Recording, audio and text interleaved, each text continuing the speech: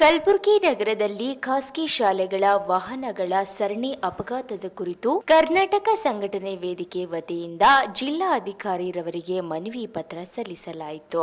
ಎಲ್ರಿಗೂ ನಮಸ್ಕಾರ.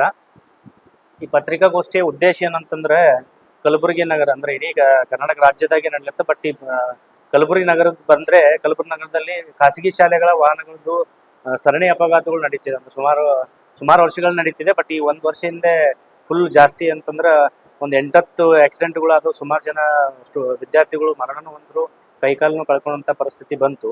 ಸೊ ಈ ಉದ್ದೇಶ ಏನಂತಂದ್ರೆ ಇದ್ರದ್ದು ಆಕ್ಸಿಡೆಂಟ್ ಆಗ್ಲಿಕ್ಕೆ ಮೇಜರ್ ಉದ್ದೇಶ ಏನಂತಂದ್ರೆ ನಾವು ಬೇರೆ ಖಾಸಗಿ ಸ್ಕೂಲ್ಗಳಿಗೆ ಹೋಗಿ ಅವ್ರ ಡ್ರೈವರ್ಗಳಿಗೆ ಕೇಳಿದ್ವಿ. ಏನಂತಂದ್ರೆ ಯಾಕೆ ಆಕ್ಸಿಡೆಂಟ್ ಅಲ್ಲತ್ತಾವ, ಎದಕ್ಕೆ ಸ್ಪೀಡ್ ನಡೆಸ್ಲತ್ತೀರಿ ಅಂತ ಕೇಳಿದೆವು. ಕೇಳಿದ ತಕ್ಷಣ ಅವ್ರು ಏನಂತಾರೆ, ಇಲ್ರಿ ನಮ್ಮ ಶಾಲಾ ಮಂಡಳಿದವ್ರು ಆಗಿರ್ಬೋದು ಮತ್ತು ಶಾಲಾ ಮುಖ್ಯ ಆಗಿರ್ಬೋದು, ನಮ್ಮ ಮ್ಯಾಗ ಏನಾದ ಒಂದು ಪ್ರೆಷರ್ ಹೋಗ್ತಾರೆ. ಏನಂತಂದ್ರೆ ಇಷ್ಟು ಸಮಯದಾಗ ಕರ್ಕೊಂಬರ್ಬೇಕು, ಇಷ್ಟು ಸಮಯದಾಗ ವಾಪಸ್ ಒಯ್ದು ಬಿಡಬೇಕು, ಮತ್ತು ವಾಪಸ್ ಬಿಟ್ಟು ಏನದ ನಮ್ಮ ಸ್ಕೂಲ್ ಬಸ್ ಏನದ ಮತ್ತು ವಾಪಸ್ ಶಾಲೆಗೆ ಮರಳಿಸ್ಬೇಕು.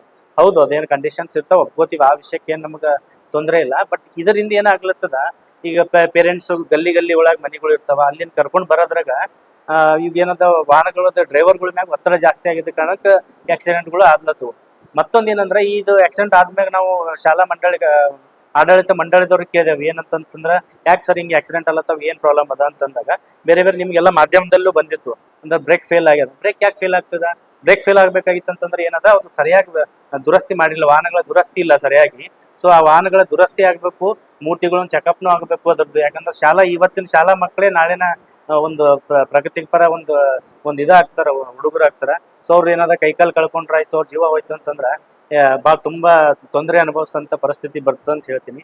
ಜೊತೆಗೆ ಏನಂತಂದ್ರೆ ಈಗ ಸ್ಕೂಲಿಗೆ ಮಕ್ಕಳಿಗೆ ಕಳ್ಸಾದ್ಮೇಲೆ ಎಲ್ಲರೂ ಮನೆಯಲ್ಲಿ ಖಾಸಗಿ ಆಗಿರ್ಬೋದು, ಸರ್ಕಾರಿ ಆಗಿರ್ಬೋದು, ಖಾಸಗಿ ಶಾಲೆಗಳದ್ದು ವಾಹನಗಳು ವಾರದಾಗ ಕೂಡಿಸಿ ವಾಪಸ್ ಬರೋ ತನಕ ನಮ್ಮ ಮಕ್ಕಳು ಸೇಫಾಗಿ ಬರ್ತಾರ ಇಲ್ಲ ಅನ್ನೋದೊಂದು ಫೀಲಿಂಗ್ಸ್ ಕೆಲವೊಬ್ಬ ಕುಟುಂಬದ ಸದಸ್ಯರ ಜೊತೆ ಮಾತಾಡಿದಾಗ ಆ ರೀತಿ ಫೀಲಿಂಗ್ ಶೇರ್ ಮಾಡ್ಕೊಂಡ್ರು. ಸೊ ನಮ್ಗೆ ಇದು ಪ್ರೆಸ್ ಮೀಟ್ ಮಾಡೋ ಉದ್ದೇಶ ಮೇಜರ್ ಅದೇ. ಇದಕ್ಕೇನಂದ್ರೆ ಇವತ್ತೇ ಮುಂಚೆ ಇದ್ದಂಥ DC ಅವರಿಗೂ ಒಂದು ಕಂಪ್ಲೇಂಟ್ ಲೆಟರ್ ಕೊಟ್ಟಿದ್ವಿ. ಈ ಥರದ ಆಡಳಿತ ಮಂಡಳಿ ಆಗಿರ್ಬೋದು, ಮುಖ್ಯ ಆಗಿರ್ಬೋದು, DDPI ಆಗಿರ್ಬೋದು ಅನ್ನೋದ ಅವರಿಗೆಲ್ಲ ಕರೆಸಿ ಮೀಟಿಂಗ್ ತೊಗೊಂಡು ಒಂದು ಇದು ಮಾಡ್ರಿ. 40% ಸ್ಪೀಡ್ ಮಿತಿ ಇರಬೇಕು, ಅದಕ್ಕಿಂತ ಜಾಸ್ತಿ ಸ್ಪೀಡ್ ಮಿತಿ ಇರಬಾರ್ದು. ಡ್ರೈವರ್ಗಳ ಮ್ಯಾಗ ಏನಾದ್ರು ಒತ್ತಡ ಹಾಕಬೇಡ್ರಿ, ಅದರಿಂದ ಆಕ್ಸಿಡೆಂಟ್ಗಳು ಆಗ್ಲತ್ತವ.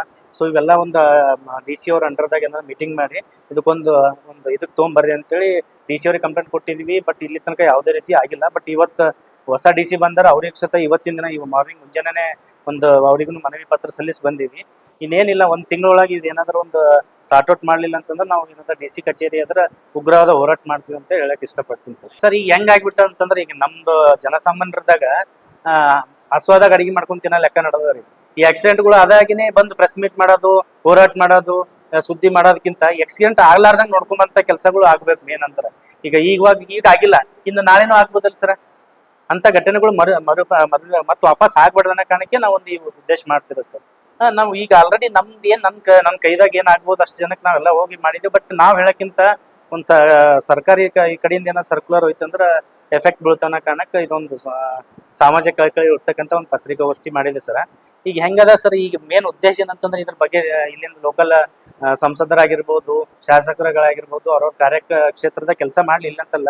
ಬಟ್ ಈ ಮಕ್ಕಳ ಬಗ್ಗೆನೂ ಒಂದು ಸ್ವಲ್ಪ ಗಮನ ಹರಿಸಿ DC ಅವರಾಗಿರ್ಬೋದು ಎಲ್ಲರೂ ಇದ್ರ ಬಗ್ಗೆ ಇದು ಮಾಡಿದಾಗ್ಲೇನೆ ಒಂದು ಮುಂದಿನ ಸ್ಟೆಪ್ ತಗೊಳಿಕ ಒಂದು ಕಾರ್ಯರೂಪಕ್ಕೆ ಬರ್ತದೆ ಅಂತ ಹೇಳ್ತೀನಿ ಸರ್. ಏನಿಲ್ಲ ಸರ್, 40 ಸ್ಪೀಡ್ಗಿಂತ ಲಿಮಿಟ್ ಜಾಸ್ತಿ ಇರಬಾರ್ದು ಸ್ಕೂಲ್ ಬಸ್ಗಳು. ಪ್ರತಿ 3 ತಿಂಗಳಿಗೊಂದ್ಸಲ ಗೌರ್ಮೆಂಟ್ ಸರ್ಕಾರದ ಬಂದೋಬಸ್ತ್ನಾಗ ಏನದ ಅದು ಚೆಕಿಂಗ್ ಆಗ್ಬೇಕು. ಅದಕ್ಕೊಂದು ಚೆಕಿಂಗ್ ಆಫೀಸರ್ ಇಡಬೇಕು. ಅಂದ್ರೆ ಬ್ರೇಕ್ ಪ್ರಾಬ್ಲಮ್ ಆಗಿರ್ಬೋದು, ಗಾಡಿ ಈಗ ಹೆಂಗಾಗ್ಬಿಟ್ಟ ಸರ್, ಎಷ್ಟೋ ಪ್ರತಿಶತ ಒಂದು 70% ಯೂಸ್ಡ್ ಗಾಡಿಗಳು ಅಂದ್ರೆ ಬೆಂಗಳೂರದಾಗ ಯೂಸ್ ಆಗಿ ಸ್ಕೂಲ್ ವಾಹನಗಳು ಏನದ ಇಲ್ಲಿ ತೊಗೊಂಬಂದು ಮತ್ತೆ ಅದಕ್ಕೊಂದು ಸ್ವಲ್ಪ ರಿಪೇರಿ ಮಾಡಿ ಅದಕ್ಕೇನದ ನಡೆಸ್ಲತ್ತಾರ. ಸೊ ಅದರಿಂದ ಆಕ್ಸಿಡೆಂಟ್ಗಳು, ಬ್ರೇಕ್ ಫೇಲ್ಗಳು ಯಾಕೆ ಆಗ್ತಾವ ಸರ್? ಬ್ರೇಕ್ ಫೇಲ್ ಆಗೋ ಉದ್ದೇಶ ಅಂದ್ರೆ ಅದು ವಾಹನಗಳ ದುರಸ್ತಿ ಕರೆಕ್ಟ್ ಮಾಡಿಲ್ಲ. ಈಗ ಶಾಲಾ ಆಡಳಿತ ಮಂಡಳಿದವ್ರದ್ದು ಏನದ ಬರೀ ರೊಕ್ಕ ಗಳಿಸ್ಬೇಕು. ಈ ಡೊನೇಷನ್ ಬಗ್ಗೆ ಅಂತೂ ನಾವು ಮಾತಾಡಕ್ ಹೋಗಂಗಿಲ್ಲ. ಯಾಕಂದ್ರೆ ಈ ಪ್ರೆಸ್ ಮೀಟ್ ಮಾಡೋ ಉದ್ದೇಶನೇ ಇದು ಅಪಘಾತದಷ್ಟೇ ಮಾತಾಡತ್ತೀನಿ ಸರ್. ಡ್ರೈವರ್ಗಳದ್ದು ತಪ್ಪದ ಇಲ್ಲ ಅಂತ ಹೇಳಕ್ ಬರಂಗಿಲ್ಲ ಸರ್. ಬಟ್ ಜಾಸ್ತಿ ಪ್ರತಿಶತ ಹೆಂಗಾಗ್ತದೆ, ಸ್ಪೀಡ್ ಓಡಿಸ್ಬೇಕು ಅಂದ್ರೆ ನಾವ್ ಎಲ್ಲರೂ ರೀಚ್ ಆಗ್ಬೇಕಂದ್ರೆ ಒಂದು ಡಿಸ್ಟಿಂಗ್ನೇಷನ್ ಇರ್ತದೆ. ಈ ಟೈಮಿಗೆ ರೀಚ್ ಆಗ್ಬೇಕಂದ್ರೆ ಆ ಡಿಸ್ಟಿಂಗ್ನೇಷನ್ ಕೊಡಬೇಕಾಗಿತ್ತು ಅಂತಂದ್ರೆ ಇವರೇ ಶಾಲಾ ಆಡಳಿತ ಮಂಡಳಿದವರು, ಮುಖ್ಯ ಏನಂತಾರ, ಈ ಟೈಮಿಗೆ ತಂದು ಬಿಡಬೇಕು, ಈ ಟೈಮಿಗೆ ಒಯ್ದು ಬಿಡಬೇಕು. ಅದಕ್ಕೆ ಟೈಮಿಂಗ್ ಕೊಟ್ಟಿರ್ತಾರ. ಅದು ಮತ್ತೆ ಆ ಟೈಮಿಗೆ ತಂದು ಬಿಟ್ಟಿಲ್ಲ ಅಂತಂದ್ರೆ ಇಂತಿಷ್ಟದ ಅವರಿಗೆ ಪೆನಾಲ್ಟಿ ಹಾಕೋದು, ಮತ್ತೆ ಅವರಿಗೆ ತೊಂದರೆ ಕೊಡ್ತಕ್ಕಂಥ ಕೆಲಸ ಮಾಡ್ತಾರ ಅಂತ ನಾವು ಪರ್ಸನಲಿ ಖಾಸಗಿ ಶಾಲೆ ವಾಹನಗಳ ಡ್ರೈವರ್ಗಳ ಜೊತೆ ಪರ್ಸನಲಿ ಮಾತಾಡಿದಾಗ ಹಾ ಅಂತ ಹೇಳಿದಲ್ಲ ಸರ್. ಅದಕ್ಕೆ ಏನಾಗ್ತದೆ, ಶಾಲಾ ಮಂಡಳದಾಗ ಒಂದ್ ಕಡೆ ಬಟ್ ಅದು ಸಾಬೀತಾಗ್ಲಿಲ್ಲ ಸರ್. ಕೆಲವೊಂದು ಚಾನಲ್ಗಳ್ದಾಗ ಏನ್ ಮಾಡಿದ್ರು, ಕುಡ್ದಿದ್ರ ಅಂತ ಬಂತು. ನಾ ಅದೇ ಖಾಸಗಿ ಆ ಶಾಲೆಗೆ ನಾ ವಿಸಿಟ್ ಮಾಡಿ ನೋಡಿದೆ ಸರ್. ಅವಾಗೆ ವಿಸಿಟ್ ಮಾಡಿ ನೋಡಿದಾಗ ಅವ್ರು ಕುಡ್ದಿಲ್ಲ ಅಂತ ಮೆಡಿಕಲ್ ರಿಪೋರ್ಟ್ ಕುಡ್ದಿಲ್ಲ ಅಂತ ಬಂದದ ಸರ್. ಬ್ರೇಕ್ ಫೇಲ್ ಅಂತ ಬಂತು ಸರ್ ಮೆಡಿಕಲ್ ರಿಪೋರ್ಟ್. ಸೊ ಅವ್ರು ಹಂಗ ಆರಿಸ್ಬಿಡ್ದು. ಬಟ್ ಸತ್ಯಾಂಶ ಏನಂತ ಗೊತ್ತಿಲ್ಲ. ಬಟ್ ಏನೇ ಆಗಲಿ ಫೈನಲಿ ಏನದ, ವಿದ್ಯಾರ್ಥಿಗಳ ಭವಿಷ್ಯಕ್ಕೆ ಹಾಳಾಗ್ಬಾರ್ದು. ಸಣ್ಣ ಹುಡುಗರು ಇರ್ತಾರ, ಅವ್ರ ಭವಿಷ್ಯ ಹಾಳಾಗ್ಬಾರ್ದು ಅನ್ನೋದು ಒಂದು ಉದ್ದೇಶ ಸರ್.